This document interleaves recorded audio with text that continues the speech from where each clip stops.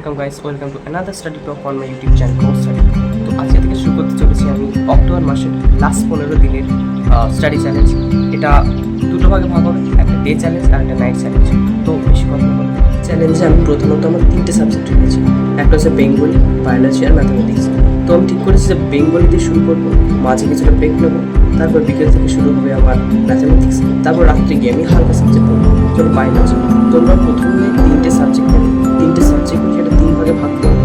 ফার্স্টে রিড করবে, তারপর লার্ন করবে, তারপরে ব্রেক নেবে, তারপর আবার রিস্টার্ট করবে এবং রাতে ঘুমানোর আগে সেটা রিভিশন করে নেবে ঠিক আমার মতো। তাহলে একসাথে